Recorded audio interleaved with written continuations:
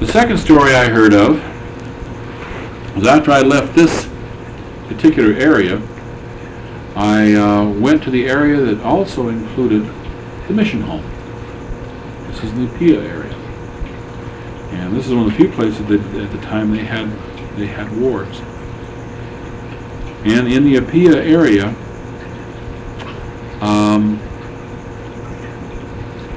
the ward that we lived next to, in a very little house, was more like a box that was built around a pair of bunk beds and screened.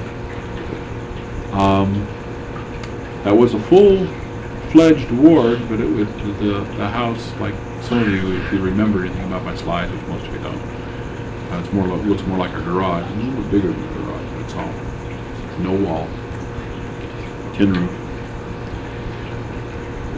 This particular person who was there was a person who, though he was by blood native Samoan, he grew up in the United States, married a girl in the United States that he met at BYU. While he was working his way through school at BYU, he was a dispatcher of the Provo Police Department. No superstitions or type thing here. He had been on a mission to Samoa about, 5 years previous than I had. And he told me about an experience that later on, as chance would have it, I lived in the very house and I slept in the very bed that this experience occurred. And what had happened was that there was one night when he and his companion, this is in a village called Matautuitai, they lived right next to the water's edge, a nice big Samoan house. And they had a nice big double bed that they had slept in. Beds are rare to sleep in there, but they'd had it. Now, we didn't stay there on a regular basis, but occasionally we were invited there because I lived in the same area. We lived actually someplace else, but I had slept in that bed a couple of times. And it was a member's house, and that was where the missionaries had lived for quite a little while. One night, they woke up. Both he and his companion woke up. And something felt strange. They couldn't move. And the moon was bright, like it is a lot of times late at night. That's probably what woke them up. But as they looked up, as they laid in bed, they could see over to one side a figure of somebody standing on the side. Not a tall figure, a short one. Bearded. The other side of the bed, big double bed, they could see another one. Not quite as close, same similar characters. They looked straight up over their head.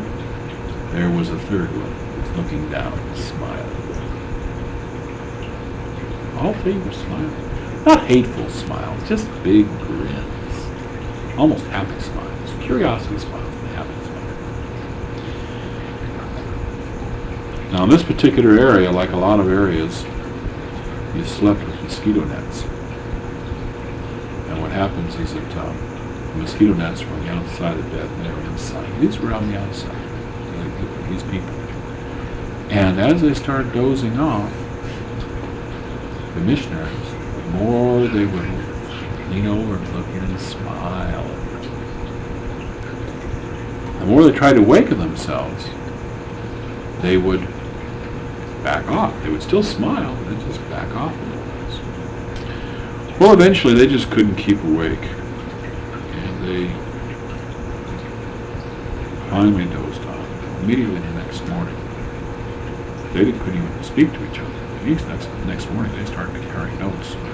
What happened and what you remember and how things were, and they saw about the same thing. And one of them was this bishop down the ward that I had been in. He was telling me the story that happened to him.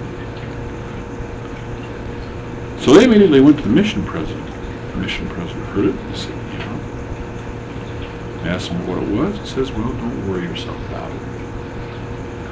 It appears that you're having some of the problems because somewhere along the line you're not obeying all the mission rules. What you do is you obey the mission rules, you don't have any more problems with it. So they obeyed the mission rules. They had no more problems